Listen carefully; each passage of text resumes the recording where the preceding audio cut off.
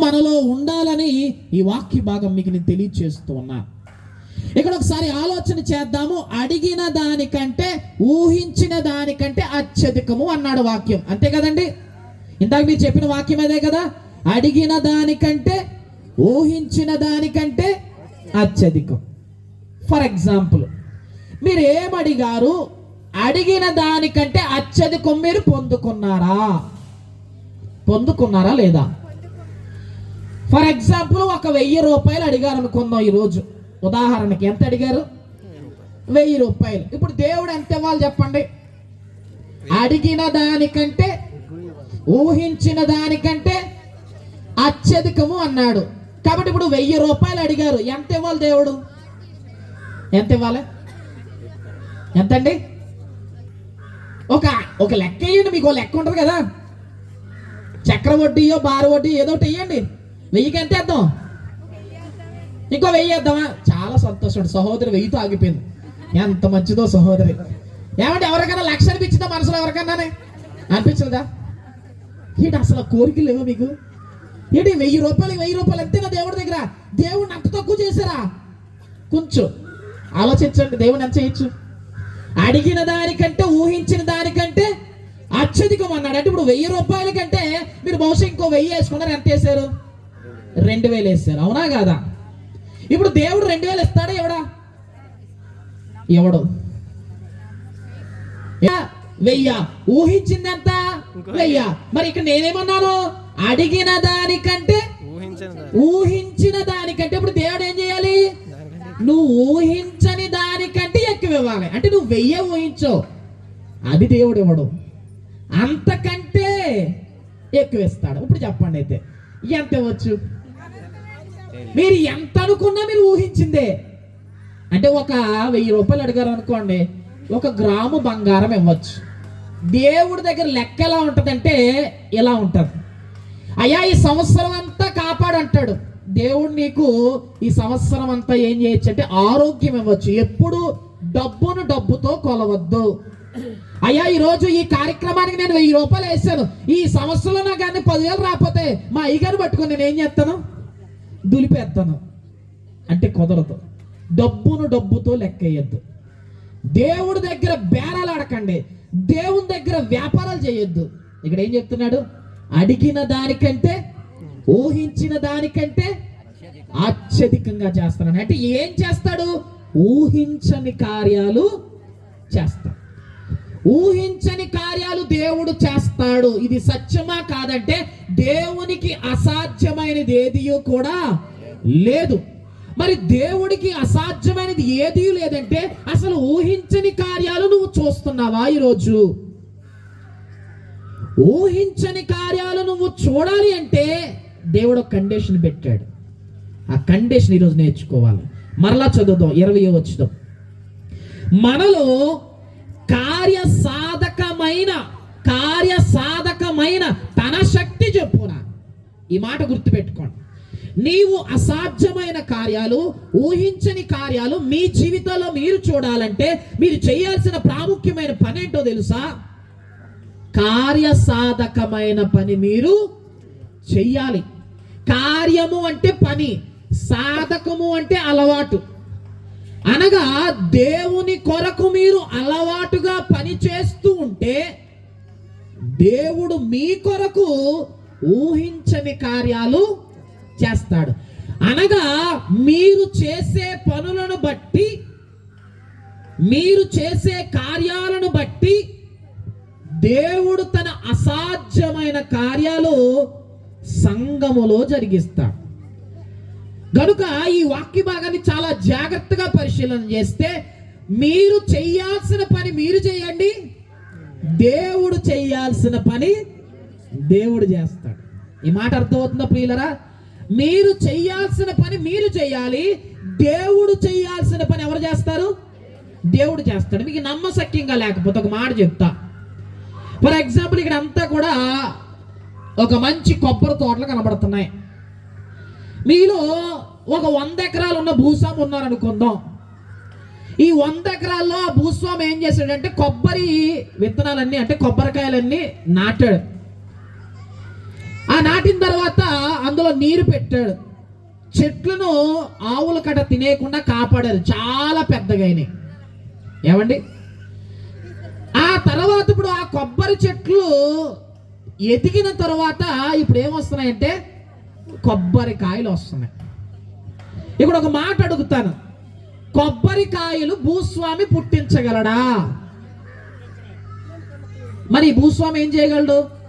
భూమిలో నాటగలడు, విత్తనాలను మంచివి ఎన్నుకోగలడు, నీరు పెట్టగలడు, ఏవి రాకుండా కాపాడగలడు. కానీ కొబ్బరి చెట్టులో నుంచి కొబ్బరికాయ పుట్టాలంటే మాత్రం ఏ భూస్వామికి కూడా అవదు. అంటే అతను ఏం చేశాడు? తాను ఏం చేయగలడో అదే చేశాడు. తను ఏం చేయలేడు? కొబ్బరి విత్తనాలు అంటే నాటగలడు, కానీ కొబ్బరి చెట్టులో నుంచి ఏం పుట్టించలేడు.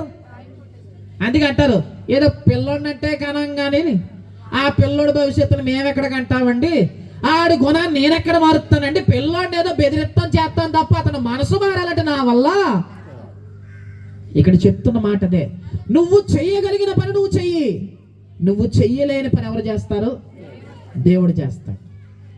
మరి దేవుడు అలాంటి పని చేయాలంటే మొదట నీ దగ్గర ఏం చూస్తున్నాడంటే ఆయన నువ్వు చెయ్యగలవా లేదని చూస్తున్నాడు. మరొక ఉదాహరణ గ్రంథంలో వచ్చి మీకు తెలియచేస్తాను. ఆదికాండము 2వ అధ్యాయము, పరిశుద్ధ గ్రంథం తెరిచి ఆదికాండము 2వ అధ్యాయము.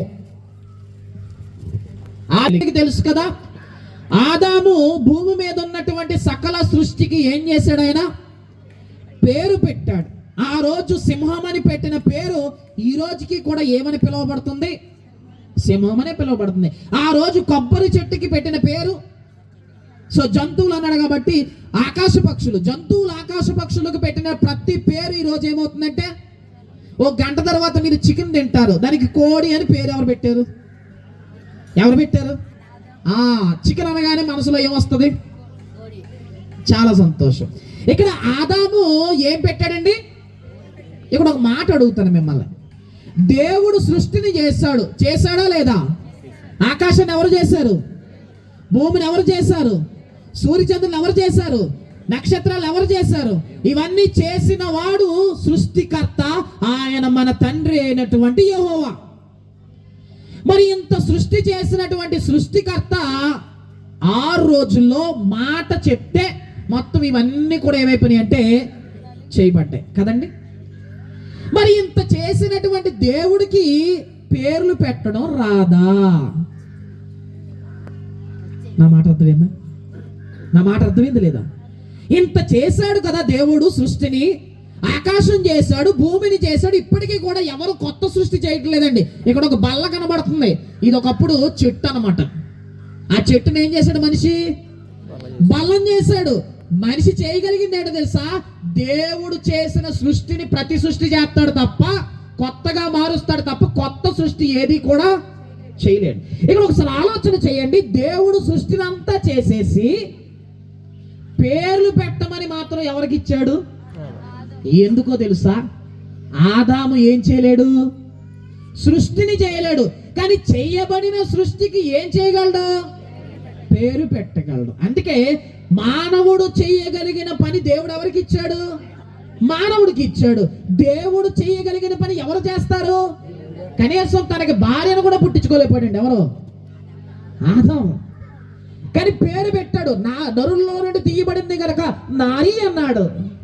ఈరోజు ఈ మాట ఎందుకు చెప్తున్నానంటే, సంఘములో మీరు మీ పని చేయాలి, సంఘములో దేవుని కొరకు బలమైన కార్యాలు చేయాలి. కానీ మనం ఏం చేస్తాం తెలుసా? ఆదాము చేసిన పనే చేస్తాం. ఏం చేస్తాం చెప్పండి?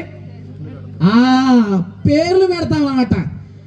అయ్యగారు వచ్చామన్నాడు, భోజనం పెడతానన్నాడు, 2 అయిపోయింది.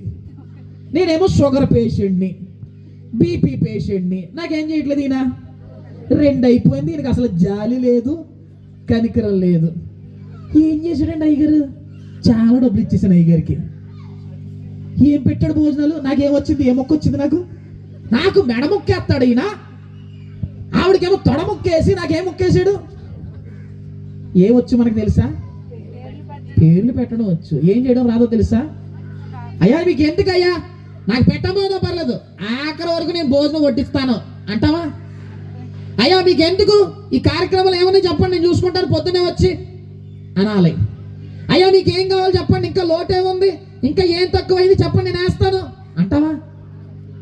పేర్లు పెట్టడం వచ్చండి, ఏం పెట్టడం రాదు మనకి. సంఘం కొరకు కార్యాలు చేయడం రాదు. ఆదాములో ఉండొద్దు. మీరేం చేయాలి? మీరు అత్యధికమైన మేలులు మీరు చూడాలంటే, మరలా చెప్తున్నాను, అడిగిన దానికంటే ఊహించిన దానికంటే అత్యధికమైన కార్యాలు మీరు చూడాలంటే మొట్టమొదట మీరు చేయాల్సిన పని మీరు మొదట చెయ్యాలి. మీరు చేయాల్సిన పని చేయకుండా అయ్యా నాకు దేవుడు ఈ కార్యాలు చేసేయాలంటే కుదరదు. చాలా మంది అయ్యగారి దగ్గరకు వచ్చి అయ్యగారు ప్రార్థన చేయండి అంటారు. ఎవరి కోసం? పిల్లల కోసమో, పెళ్ళిళ్ళ కోసమో, ఉద్యోగాల కోసమో. వారు మాత్రం ఏం చేస్తారు? ఆదివారం ఆరాధనలో కనబడరు. అంటే ప్రార్థనలన్నీ ఏమో అయ్యగారు చేస్తారు, దీవులన్నీ ఏమో మీరు పట్టుకెళ్ళిపోతారు. కానీ ఈ మాట నన్ను బాధపడకండి, వాస్తవం చెప్తున్నా. మీరు చెయ్యగలిగిన పని మీరు చెయ్యకుండా దేవుడు ఏ కార్యాలు, మీరు కనీసం మోకాలు వేయలేరా? మీరు కనీసం కన్నీటితో ప్రార్థన చేయలేరా? మీరు కనీసం ఆదివారం ఆరాధనకి దేవుడి సన్నిధికి రాలేరా? మీరు అవే చేయలేకపోతే దేవుడు మీ జీవితాల్లో కూడా చేయడు. అడిగిన దానికంటే ఊహించిన దానికంటే అత్యధికమైన కార్యాలను నువ్వు చూడాలనుకుంటే మొట్టమొదటి నీలో దేవుడు, నీ కార్యాలను దేవుడు చూడాలి. అందుకనే మనలో కార్య సాధకమైన తన శక్తి చొప్పున అనే మాట అన్నాడు. ప్రియులారా, ఈరోజు ఈ మాటలు మీరు మనసులో జాగ్రత్తగా దాచుకోనండి. దేవుని యొక్క అసాధ్యమైన కార్యాలు చూడడానికి ఏం చేయగలవో ఒక్కసారి నువ్వు ఆలోచించు. ఏవేవి నువ్వు చెయ్యగలవో అది దేవుడు నీకు మంచి తలాంతులను ఇచ్చాడు, ఆ తలాంతులను ఉపయోగించు. కనీసం పాట పాడగలవా? ఎప్పుడు వచ్చిన పాట? ఎప్పుడు బాప్తిస్మం అప్పుడు నేర్చుకున్న పాట, ఎప్పుడు 20 సంవత్సరాల క్రితం నేర్చుకున్న పాట. అప్పటి నుంచి అదే పాట, అరిగిపోయి అదే పాట. కొత్త పాట ఒకటి నేర్చుకోలేవా? ఎప్పుడో దేవుడు లోకమును ఎంతో ప్రేమించిన యోహాను 3:16 అదే నేర్చుకున్న వాక్యం, ఇప్పటికి అదే వాక్యం. ఒక్క అధ్యాయం చదివారా? ఒక్క పుస్తకం చదివారా? ఒక్క గ్రంథం చదివారా? ఇవి కూడా చేయలేకపోతే దేవుని లోతైన సంగతులు మీకేం తెలుస్తాయి? మనం చేయగలిగిన పని మనము చెయ్యాలి. ఈ మాటను పరిశుద్ధ గ్రంథంలో మనము ఇంకా రుజువులతో మీకు నేను తెలియజేస్తాను. పరిశుద్ధ గ్రంథం నుండి యోహాను సువార్త 2వ అధ్యాయము 1 నుంచి 11 వచనాల్లో అక్కడ ఒక భోజనాల కార్యక్రమం జరుగుతుంది. చూడండి, ఇక్కడ ఒక భోజనాల కార్యక్రమం, అక్కడ ఒక భోజనాల కార్యక్రమం. ఇక్కడేమో ఇక చికెను బిర్యానీ వండారు, అక్కడేమో ద్రాక్షరసం వండుతున్నారు. వండడం కాదు, తయారు చేశారు. చూడండి, యోహాను సువార్త 2వ అధ్యాయం 1 నుంచి 11 వచనాలు చదివితే ఈ విషయాలన్నీ మీరు ప్రతి పెళ్లిలో వినుంటారు. ఏ విందండి? కానా పెండ్లి విందు. తెలుసు కదా మీ మాట, కానా పెండ్లి విందు. యేసు ప్రభు వారు ఒక పెళ్లికి వెళ్ళారు. ఆ పెళ్లిలో ద్రాక్షారసం ఇవ్వడం అలవాటు. తీరా చూస్తే ద్రాక్షారసం ఏమో అయిపోయింది. ద్రాక్షారసం అయిపోగానే యేసు ప్రభు దగ్గరికి వచ్చి, బాబు ఇక్కడ ద్రాక్షారసం అయిపోయింది, కాస్త చూడు నాయన అంటగానే యేసు ప్రభు వారు అంటారు, అమ్మాయి ఇది నా సమయమా అని అంటప్పుడు ఆ తల్లి అక్కడ ఉన్న పనివారితో చెప్పేసి, బాబు యేసు ప్రభు ఏం చెప్తే చెయ్యండి అని చెప్పి తల్లి వెళ్ళిపోద్ది. అప్పుడు యేసు ప్రభు ఏమంటాడంటే, అక్కడ 6 రాతి బల్లలు ఉన్నాయి, దాన్ని నీళ్ళతో నింపండి అన్నప్పుడు ఆ 6 రాతి బల్లలు నీళ్ళతో నింపారు. 6 రాతి బల్లలు నీళ్ళతో నింపిన తర్వాత అందులో ముంచినప్పుడు నీళ్లు కాస్త ఏమైంది? ద్రాక్షారసం అయ్యింది. ఈ మాటలను ఒక్కసారి చదువుతాం. యోహాను సువార్త 2వ అధ్యాయము 7వ వచనం ఒకసారి చదవండి. యేసులో ఉంచండి. యేసు ప్రభు వారు ఎన్నో అద్భుత కార్యాలు చేశారు, ఎన్నో మహత్కార్యాలు చేశారు, ఎన్నో గొప్ప కార్యాలు చేశారు. చేశారా లేదా? కొంటివాని బాగు చేశారు, గుడ్డివాని బాగు చేశారు, చనిపోయిన వారిని సైతము. కానీ ఈ కార్యాలన్నిటికీ మొట్టమొదటి కార్యం ఏంటో తెలుసా? ఇదే.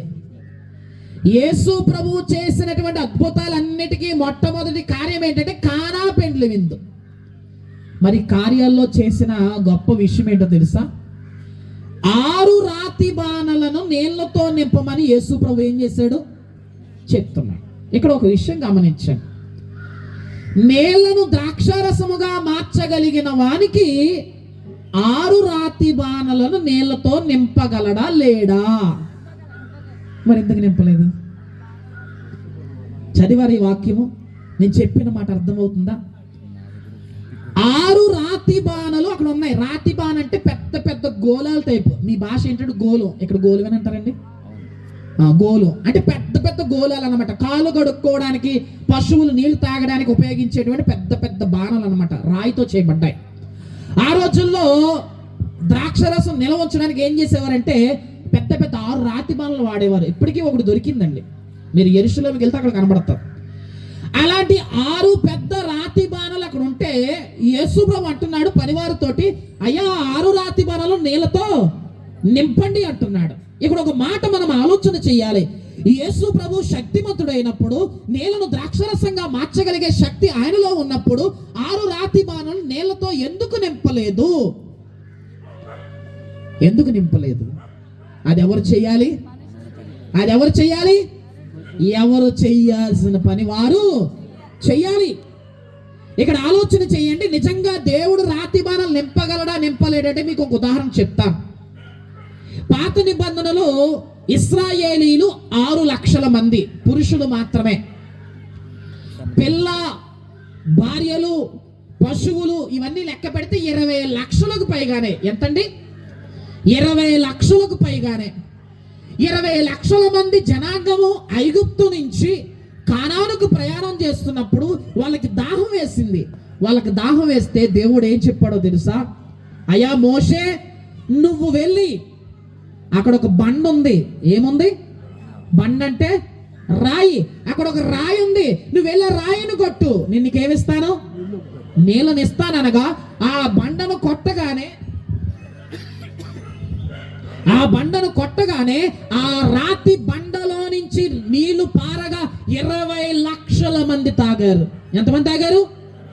ఒక్క బండలో నుంచి 20 లక్షల మందికి నీరు పుట్టించగలిగిన దేవుడు 6 రాతి బాణల్లో నుంచి నీళ్లు పుట్టించలేడా? ఒక్క మాట సెలవిస్తే చాలండి. ఒక్క మాట సెలవిస్తే చాలు, ఆ రాతి బాణంలో నుంచి నీళ్లు ఊపికి వస్తాయి. అంతటి శక్తిమంతుడు, అంతటి శక్తి కలిగిన మాట యేసుక్రీస్తు మాట. కానీ యేసు ప్రభు అలా చెప్పలేదు. ఇంకొక మాట ఉంటుందండి మత్తయి సువార్తలో, ఇదిగో నేను రాళ్ల వలన అబ్రహామునకు పిల్లలు పుట్టిస్తానన్నాడు. రాళ్ల వలన. ఇది అసాధ్యమైన కార్యాలు. ఎవరన్నా చేయగలరు రాయిలోంచి నీరు పుట్టించడం? అసాధ్యమైన కార్యాలు చేసేవాడు ఎవరు? దేవుడు. సాధ్యమయ్యే పనులు చేయగలిగిన వారు ఎవరు?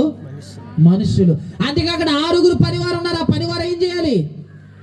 వారు ఎంతో శ్రమించి బావిలోనికి దిగి ఆ బావిలో నుంచి నీటిని తోడి ఆ నీటిని ఏం చేయాలి?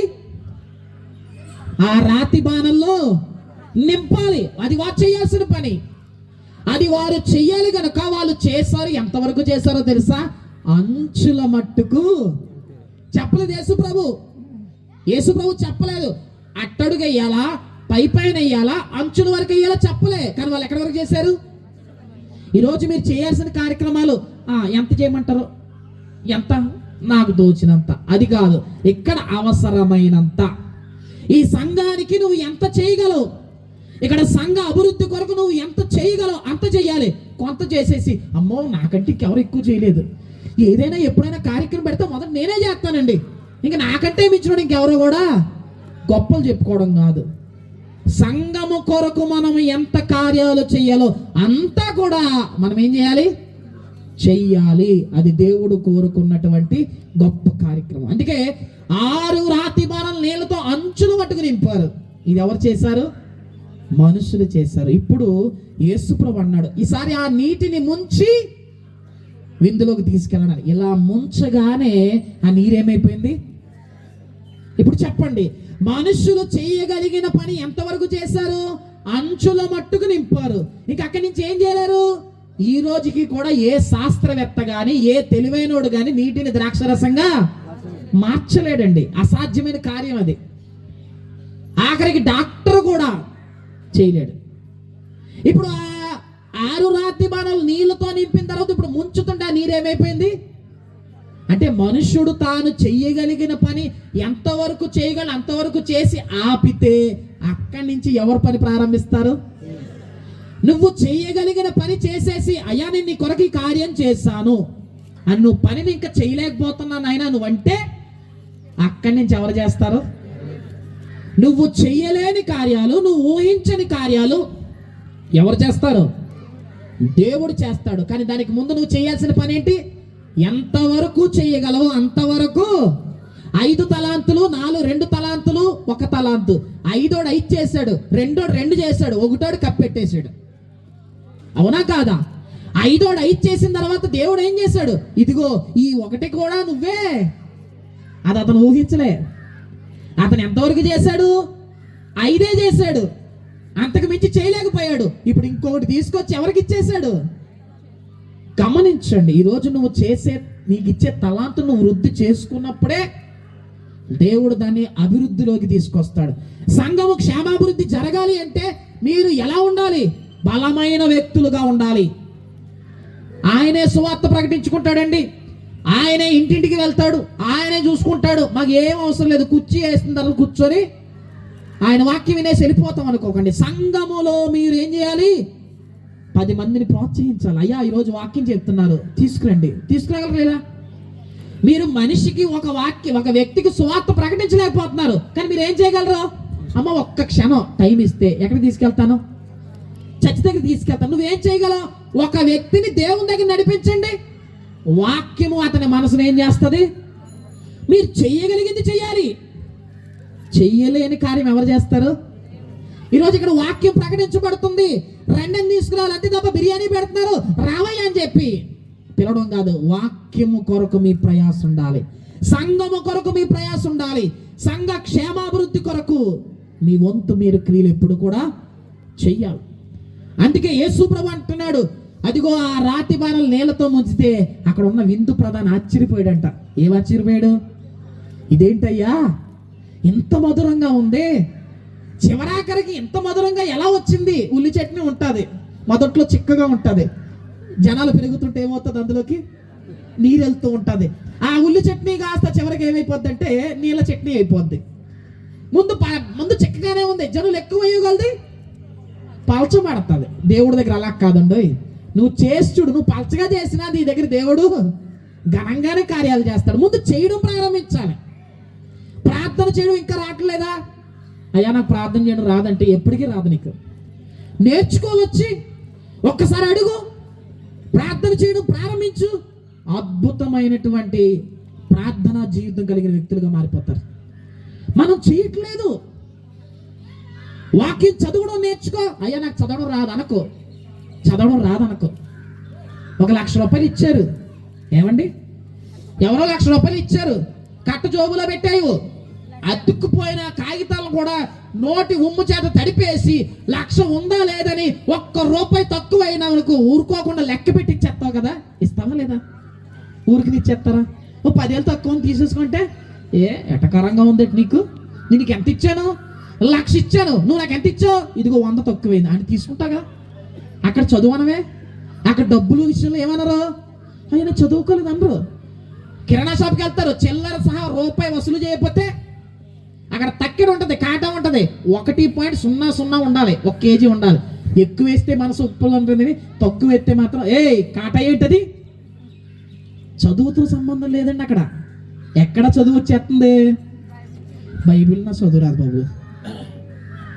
ఇలాగున మనం ఎప్పుడైతే వెనకడుగేసామో మన ఆత్మీయ జీవితం ఎదగదు. ఆయన ఊహించని కార్యాలు నువ్వు చూడవు. కాబట్టి ప్రియులారా, ఒకసారి ఆలోచన చేయండి. మీరు చేయగలిగిన పని మీరు చేస్తే దేవుడు అసాధ్యమైన కార్యాలు చేస్తాడు. మరొక విషయాన్ని మీకు నేను తెలియజేస్తాను. యోహాను సువార్త 11వ అధ్యాయం, సువార్త 11వ అధ్యాయం 1 నుంచి 31 వచనాల్లో మీరు ఈ మాటలు చూస్తే ఇక్కడ కూడా ఎవరున్నారో మీకు బాగా తెలుసు. 44 వరకు మీరు చూడొచ్చు ఇంటికి వెళ్ళిన తర్వాత. ఇక్కడ ఒక కుటుంబం కనబడుతుంది. ఆ కుటుంబం ఎవరంటే బేతనియలో ఉన్నటువంటి మార్తా, మరియా, లాజరు. ఎవరెవరండి? మార్తా, మరియా, లాజరు. తెలుసు కదండి వీళ్ళు ఎవరు మీకు? మార్తమ్మ ఏం చేసింది?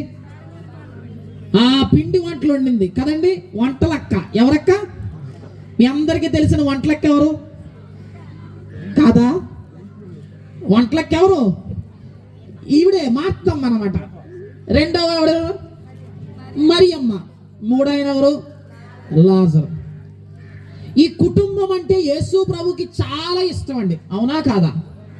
యేసు ప్రభు ఎప్పుడు వెళ్ళినా ఎవరి కుటుంబం దగ్గరికి వెళ్ళేవాడంటే ఈ మార్తా మరియా లాజరు కుటుంబం దగ్గరికి వెళ్ళేవాడు. ఎందుకు వెళ్ళేవాడు అంటే యేసు ప్రభుకి ఇష్టం అని చెప్పి.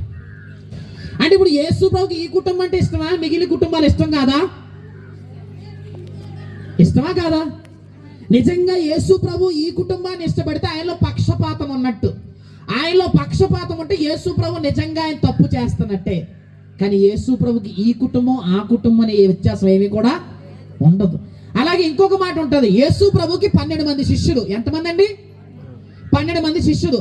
అందులో ఒక ఆయన ఒక పేరు పెట్టుకున్నాడు. ఏం పేరు తెలుసా? యేసును ప్రేమించిన శిష్యుడు, రొమ్ము నానుకున్న శిష్యుడు. 12 మంది ఉంటే ఒక వ్యక్తి పేరు ఎందుకు వేసుకున్నాడు? మరి 11 మందికి యేసు ప్రభు అంటే ఇష్టం లేదా? చదువుతున్నప్పుడు ఆలోచన చేయండి. యేసును ప్రేమించిన శిష్యుడని యోహాన్ని పిలుచుకున్నాడు తప్ప మిగిలిన ఎవరిని పిలవలే. ఎందుకు ఈ మాట మీకు చెప్తున్నానో తెలుసా ప్రియులరా? యేసు ప్రభువులో పక్షపాతము లేదు. మరి ఎందుకు యేసు ప్రభు ఆ మాటను పరిశుద్ధ గ్రంథంలో రాయించాడు అంటే ఇక్కడ జాగ్రత్తగా గమనించండి.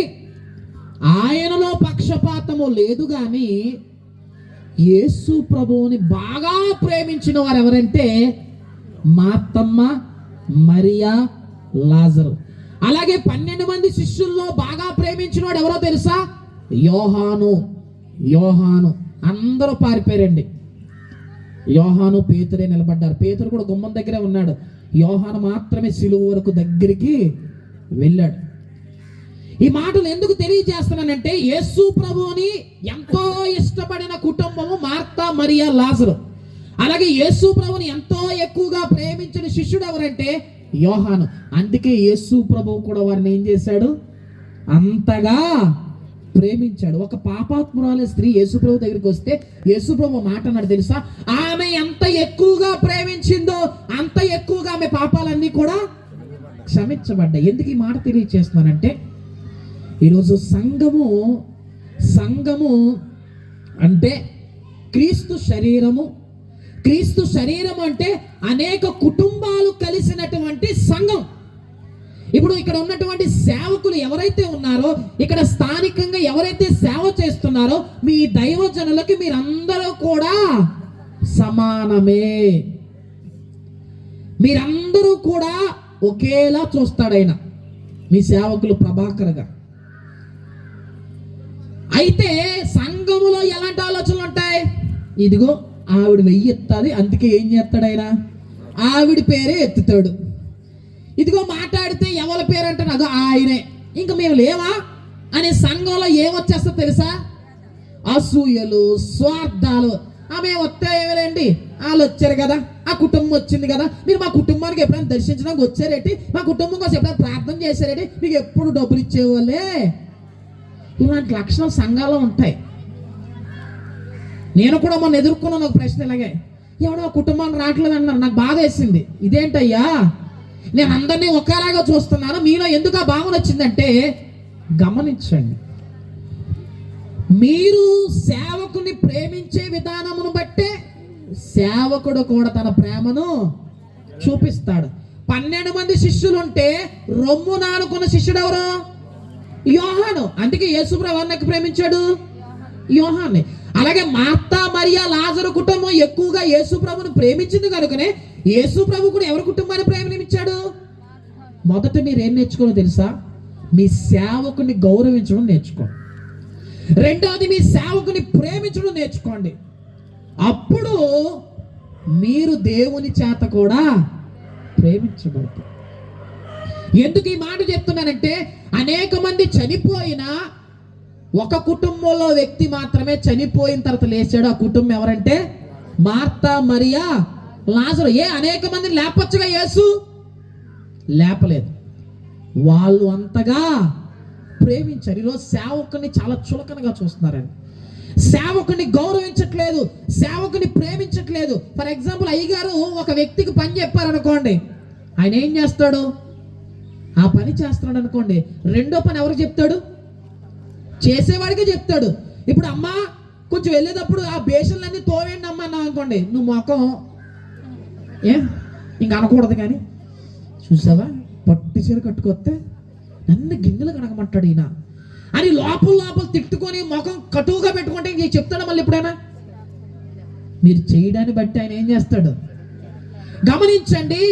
యాక్టివ్గా పనిచేస్తున్నారు అనుకోండి, వాళ్ళకే చెప్తా. ఇప్పుడు నాకు కూడా ఒక వ్యక్తి వచ్చాడు. ఆయన నేను అర్ధరాత్రి పిలిచి అయ్యా మీటింగ్ వెళ్తామంటే నాకు కూడా వచ్చేస్తాడండి ఆయన. ఇప్పుడు రాను అంటే ఇంకోసారి పిలుస్తామా? పిలం కదా. ఆయనకి చాలా పని ఉంటుంది ఈరోజు. ఆ నాన్నగారిని అడిగారు, అయ్యా కూడా తీసుకెళ్తాను నాకు తోడన్నాను. ఓకే తీసుకెళ్ళండి, నేను చూసుకుంటానండి, మీరు తీసుకెళ్ళండి. ఆ నాన్నగారు చెప్పేశారు. చాలా పని ఉంటుంది, ఆ నాన్నగారే చేసుకుంటున్నారు. ఏంటి అంటే సేవకుని గౌరవించడం మొదట నేర్చుకోవాలి సంఘం. నువ్వు సేవకుని గౌరవించడం నేర్చుకుంటే దేవుని ప్రేమ ఏంటో నువ్వు చూస్తావు. ఇక్కడ మార్తా మరియా లాజరు ఆ దైవజనుడు వస్తున్నాడని మార్తమ్మ ఏం చేసింది తెలుసా?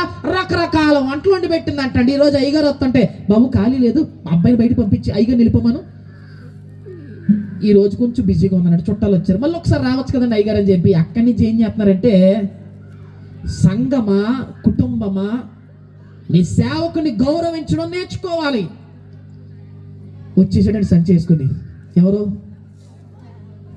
లేదనుకున్నారు? ఈ మనసు ప్రతి చోట ఈ మనసు ఉంటుంది.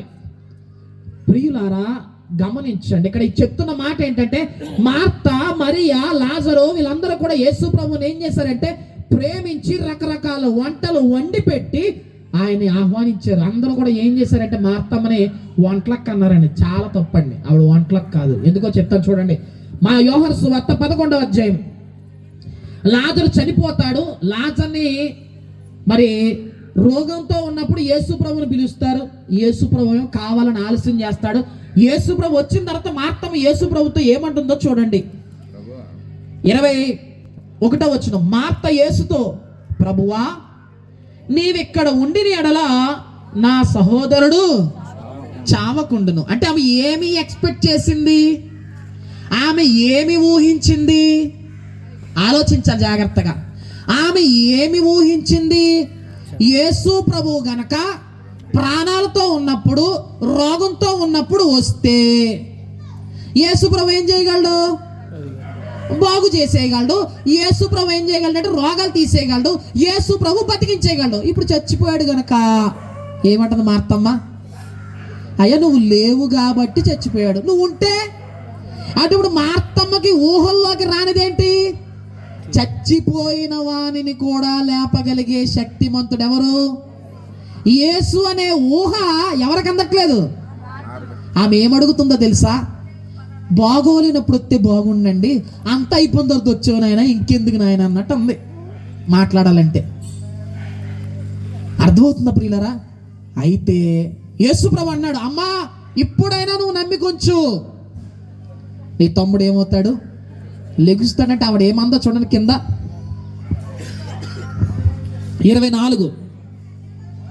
మార్త ఆయనతో, అంచెదినమున పునరుద్ధానమందు లేచునని ఎరుగుదును, అందుకు యేసు పునరుద్ధానమును జీవమును నేనే, నాయందు విశ్వాసముంచువాడు చనిపోయినను బ్రతుకును, బ్రతికి నాయందు విశ్వాసముంచు ప్రతివాడు ఎన్నటికీ. ఇక్కడ యేసు ప్రభు లెగుస్తాడంటే ఆమె ఏమంటుంది తెలుసా? అయ్యా పునరుద్ధానమందు నా తమ్ముడు లెగుస్తాడు అంటే మార్తమ్మకి ఏ జ్ఞానం ఉందో తెలుసా? పునరుద్ధాన జ్ఞానం ఉంది. యేసు ప్రభు మరలా వస్తాడనే జ్ఞానం ఉంది.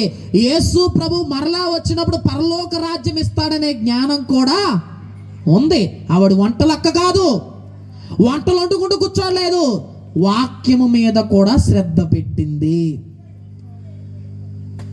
ప్రియులారా ఈ మాటలు ఎందుకు తెలియచేస్తున్నానంటే, మార్తమ్మ అనుకుంటుంది యేసు ప్రభు ఉంటేనే, బతికుంటేనే బాగు చేస్తాడని. ఈరోజు కూడా డాక్టర్లు ఏం చేస్తారు? అయ్యా కొంచెం గంట ముందు ఎత్తుంటే మేమేం చేద్దాం? బతికించేద్దాం. చేయి దాటిపోయింది, ఇంకేం చేయలేం, తీసుకెళ్ళిపోయాడు. అంటే డాక్టర్లు ఎంతటి పిహెచ్డీలు చేసినా, ఎంత చదువుకున్నా వాడు ప్రాణముతో ఉంటేనే చేయగలడు తప్ప ప్రాణం పోతే ఎవడు ఏమీ కూడా చేయలేడు. ప్రియులారా, ఈ మాటలు మీరు ఆలోచన చేయండి. ఇక్కడ లాజరు ఏమైపోయాడు? చచ్చిపోయాడు. ఇప్పుడు లాజరు చనిపోయిన 4 రోజులకి యేసుప్రభు వచ్చాడు. ఇప్పుడు యేసుప్రభు అంటున్నాడు, అయ్యా నేను లాజరుని లేపుతానన్నాడు. అంటే మార్తమ్మ ఏమడిగింది? జబ్బుతో ఉన్నాడు, త్వరగా రావయ్యా, జబ్బు పోగొట్టు అని అడిగింది. నువ్వు త్వరగా వస్తే బతుకుతాను ఊహించింది. కానీ ఊహించింది ఏంటి? చచ్చిపోయిన వారిని కూడా లేపగలిగే శక్తి ఆయనలో ఉందని ఎవరు ఊహించలేదు?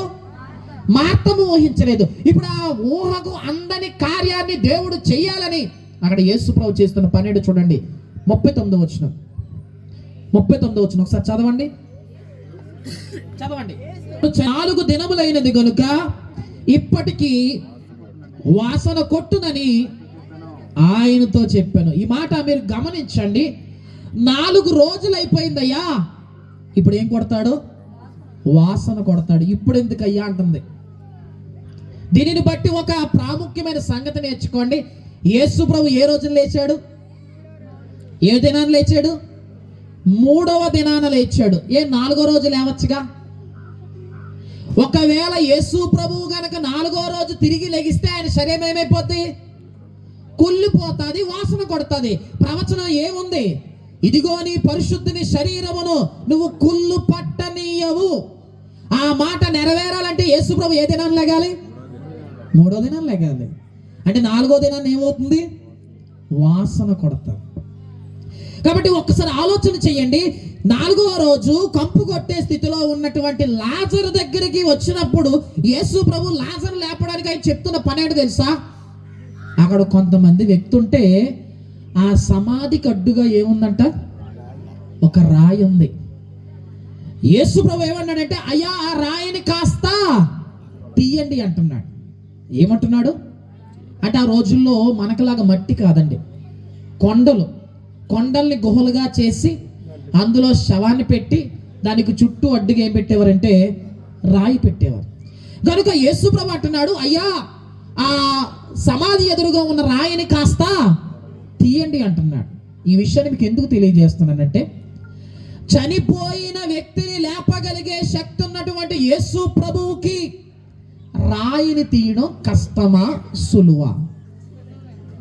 మాట్లాడట్లేదు. ఇందాక ఎంత మాట వచ్చింది? ఇందాక మొదట్లో నేను చెప్పిన మాట గుర్తుందా? అయ్యగారు ఇందాక అడిగిన ప్రశ్న ఇప్పుడు అడుగుతారు. చూసారా, మీరు కాస్త కొంచెం వంగారు లేదా? అయితే చెప్పండి, యేసుప్రభు ఏమంటున్నాడు? రాయి తీయమని చెప్తున్నాడు. యేసుప్రభు రాయి తీయగలడా? తీయలేడా? తీయడం సులువా కాదా? మరి ఎందుకు తీయలేదు? ఎగ్జాక్ట్లీ. మనుషుడు ఏం చేయగలడంటే సమాధి ముందున్న రాయిని మాత్రమే తీయగలడు. కానీ యేసు ఏం చేయగలడు? ఒకే ఒక్క మాట యేసు నోట వచ్చిన మాట, లాజరు నువ్వు బయటికి రమ్మనగానే ఆ ఒక్క మాట పలకగానే ఆగిపోయినటువంటి గుండె ప్రారంభించబడుతుంది. మూత పడిపోయిన కళ్ళు మళ్ళా తెరవబడుతున్నాయి. కదలలేని శరీరం మళ్ళా కదులుతూ ఉంది. ఆఖరికి ఆగిపోయిన ఉచ్ఛ్వాస నిశ్వాస మళ్ళా తిరిగి ప్రారంభమవుతుంది. ఆగిపోయిన రక్త ప్రసరణ మళ్ళా తిరిగి ప్రారంభమవుతుంది. అన్ని ఆగిపోయాయి అనుకున్నాడు, కానీ తిరిగి మరలా కొత్త జీవము ఆయన శరీరంలోకి వచ్చింది. ఒక్క మాటతోటి చనిపోయినటువంటి లాజరును బ్రతికించడమే కాదు, ఆగిపోయిన గుండె, మూతపడిన కళ్ళు, ఆగిపోయిన శ్వాస, ఆగిపోయిన రక్త ప్రసరణ, కదలలేని శరీరాన్ని కదల్చగలిగే శక్తిమంతుడు ఎవరంటే ప్రభువైన యేసుక్రీస్తు.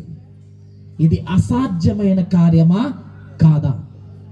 ఇది ఊహించని కార్యమా కాదా? మాట్లాడట్లేదు. మరి ఊహించని కార్యం చూడాలి అంటే ముందు ఏం చేయాలి?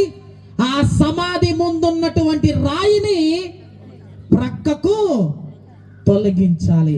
రాయిని తొలగిస్తేనే ఆ లోపల బ్రతికినటువంటి లాజరు బయటికి వస్తాడు.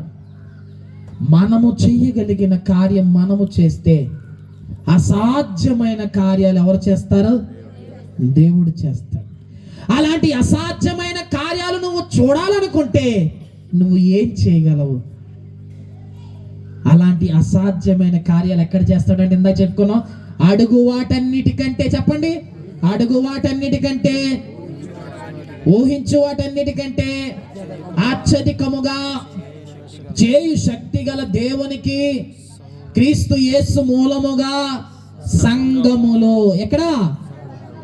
ఎవరయ్యా నువ్వు కార్యాలు చూడాలనుకుంటే నువ్వు క్రీస్తు శరీరములోకి వస్తేనే, క్రీస్తు శరీరం అనే సంఘములోకి అనగా క్రీస్తు సంఘములోకి నువ్వు వస్తేనే ఖచ్చితంగా అలాంటి కార్యాలు చూస్తావు.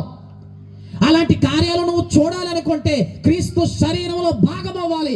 క్రీస్తు శరీరంలో భాగం అవ్వాలంటే మనం ఏం చేయాలి?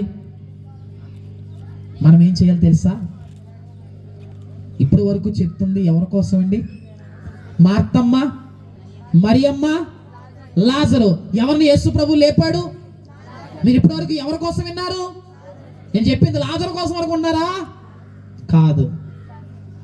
నేటి లాజర్లు మీరే. ఆ లాజరు కాదు నేను చెప్పేది. ఈరోజు చాలా మంది లాజర్లు ఎక్కడ ఉన్నారు? ఈరోజు చాలా మంది లాజర్లు ఇక్కడే ఉన్నారు. ఎఫెసీ పత్రిక 2వ అధ్యాయం 1వ వచనం అన్నాడు, మరియు మీ అపరాధముల చేతను పాపముల చేతను చచ్చిన వారై ఉండగా.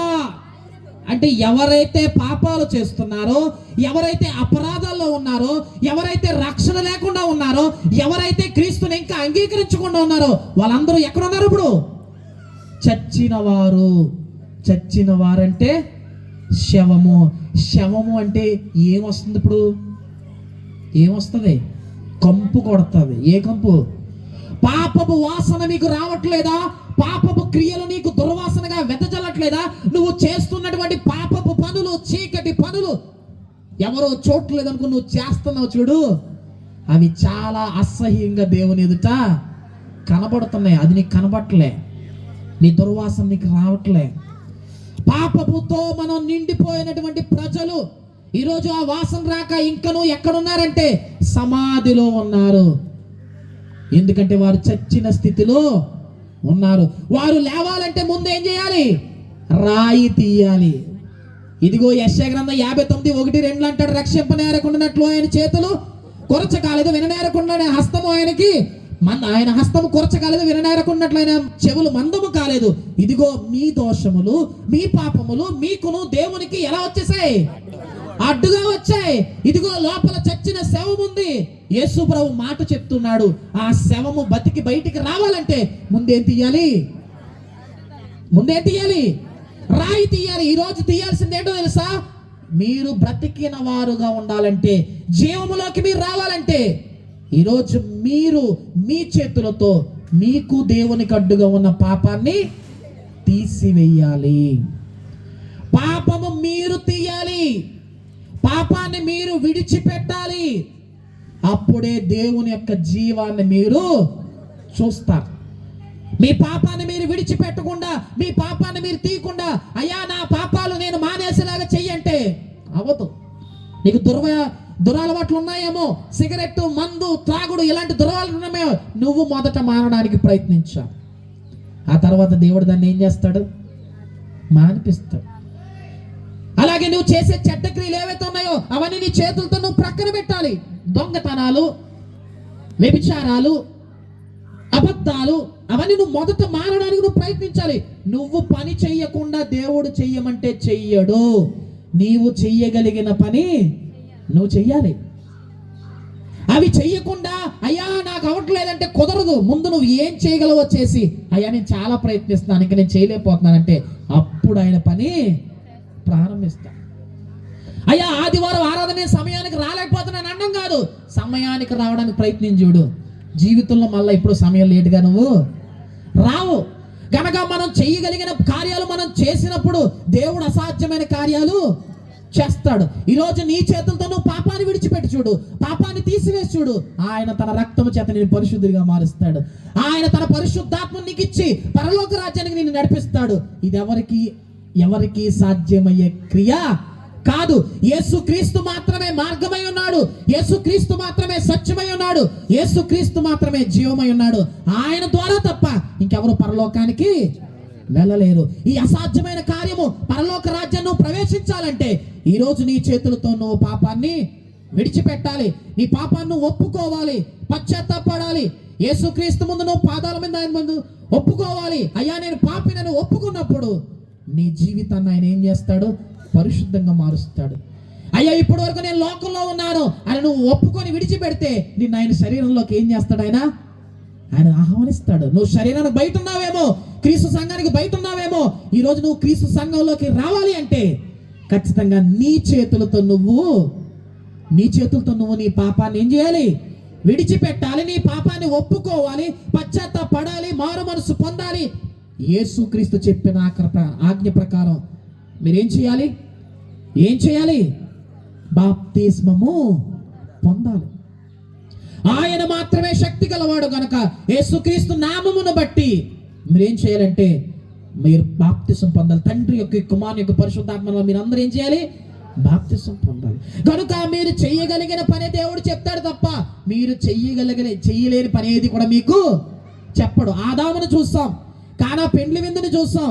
ఇక్కడ లాజరు విషయంలో ఆ రాయిని కూడా, ఇక్కడెక్కడైనా మనుషులకి కష్టమైన పని ఏమైనా చెప్పాడా? చెయ్యగలిగే పనిగా చెప్పాడు. కాబట్టి మనం చెయ్యగలిగిన పని ఎందుకు చేయిస్తున్నాడు అసలు? ఆయన అంటాడు, ప్రయాసపడి భారం మోచిన సమస్యలని మీకు రండి విశ్రాంతిని ఇస్తానన్న ఆయన ఈరోజు ఏమంటున్నాడు? పని చెయ్యండి అంటున్నాడు. ఎందుకు చేయమంటున్నాడు తెలుసా? ఇప్పుడు ఆ రాయిని తీసిన వ్యక్తులు ఏం చెప్తారో చెప్పండి.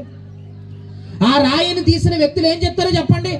అయ్యా మేము లాజర్ని సమాధిలో పెట్టడం మేము చూసాము, ఇప్పుడు అదే లాజరు సమాధిలో నుంచి తిరిగి లేవడం కూడా మేము చూసాము. అదే మాట బేతనీలో చెప్తే ఊరంతా కూడా లాజర్ను చూడడానికి ఎక్కడికి వచ్చింది? ఆ ప్రదేశానికి వచ్చింది. అంటే ఇప్పుడు దేవుడు ఎందుకు పని చేయమని చెప్తున్నాడు? నీ ద్వారా, నువ్వు చేసిన కార్యాల ద్వారా నీకు దేవుడు చేసిన మేలును 10 మందికి చెప్పి దేవుని దగ్గరికి నువ్వు నడిపించాలనే ఉద్దేశంతోనే పని చేయమంటున్నాడు తప్ప నిన్ను బాధ పెట్టేవాడు కాదు, నిన్ను కష్టపెట్టేవాడు కాదు. నువ్వు చేయగలిగిన పని కంటే ఎక్కువ భారాన్ని నీ మీద మోపేవాడు కూడా కాడు. మనం నమ్ముకున్నటువంటి ప్రభు అయినటువంటి యేసుక్రీస్తు. కాబట్టి ప్రియులారా, మనము చేయగలిగిన పనిని మనం చేయడానికి ఇష్టపడుతున్నారా? ఇష్టపడాలి. ఎలా చేయాలని చెప్తున్నాం? అంచుల మట్టుకు నింపారు. ఈరోజు దేవుని వాక్యం మీకు ప్రకటించబడింది. ఈ వాక్యాన్ని మీ హృదయం అంతా నింపుకోగలరా? ఈ హృదయంలో ఈ వాక్యాన్ని మీరు దాచుకోగలరా? ఈ వాక్యాన్ని మీ హృదయంలో ఉంచుకొని ఆ వాక్యాన్ని మీరు పరిశీలన చేసి వాక్యము ద్వారా మీరు విశ్వాసాన్ని కలిగి ఉంటే ఖచ్చితంగా ఈరోజు దేవుని కార్యాలు చూస్తాం. మన హృదయములో వాక్యం ఉండట్లేదు. ఈరోజు హృదయములో ఏముండాలి? వాక్యం ఉండాలి. హృదయం అంతా పాపంతో నిండి ఉంది. ముందు పాపాన్ని బయటికి తీసి వాక్యంతో నీ హృదయాన్ని నింపండి. ఎందుకంటే ఆ వాక్యమే నా బాధల్లో నాకు ఏమిస్తుంది? నెమ్మదినిస్తుంది. ఆ వాక్యమే నన్ను ఏం చేస్తుంది? రక్షిస్తుంది. ఆ వాక్యమే నాలో విశ్వాసాన్ని పుట్టిస్తుంది. ఆ వాక్యమే శరీరధారైన యేసుక్రీస్తే నాకు పరిశుద్ధతని ఇస్తున్నాడు. ఆ వాక్యమే నన్ను పవిత్రపరుస్తుంది. ఆ వాక్యమే నన్ను పరలోక రాజ్యానికి నడిపిస్తుంది. అందుకే దేవుని వాక్యాన్ని వారు అంచుల మట్టుకు నింపినట్టుగా నీ హృదయం అంతా నువ్వు వాక్యంతో నిండబడి ఉంటే క్రీస్తు మనసు నువ్వు కలిగి ఉంటావు. క్రీస్తు ప్రేమ నువ్వు చూస్తావు. క్రీస్తు మనసు, క్రీస్తు ప్రేమను చూసే నీవు ఖచ్చితంగా ఆయన అసాధ్యమైన కార్యాలు కూడా చూస్తావు. ఎందుకంటే నీవు క్రీస్తు శరీరంలోనికి ఎప్పుడైతే బాప్తిసం పొందావో క్రీస్తు శరీరంలోకి వచ్చేస్తున్నావు. ఆయన శరీరాన్ని ఏం చేస్తాడంటే ఆయన ప్రేమించి నిష్కలంకముగాను, నిర్దోషమైంది గాను, పవిత్రమైన ఉదక స్నానమైన వాక్యము చేత మళ్ళీ ఏం చేస్తున్నాడు? ఆయన పవిత్రపరుస్తున్నాడు. ఎఫెసీ పత్రిక 5వ అధ్యాయం ఉంటుంది. నువ్వు గనక సంఘములో ఉంటే వాక్యము చేత నిన్ను పవిత్రపరుస్తున్నాడు. వాక్యము చేత నిన్ను ఇంకా బలపరుస్తూ ఉన్నాడు. వాక్యము చేత నిన్ను సంఘములో ఒక అభివృద్ధికి తీసుకెళ్లే వ్యక్తిగా నిలబెడతాడు. నిన్ను తలగా ఉంచే దేవుడు తప్ప తోగ్గా చేసే దేవుడు కాదు. కాబట్టి సంఘములో మీరుంటే, వాక్యం చేత మీరు నింపబడితే మీరు సంఘములో స్తంభాలుగా మారుతారు.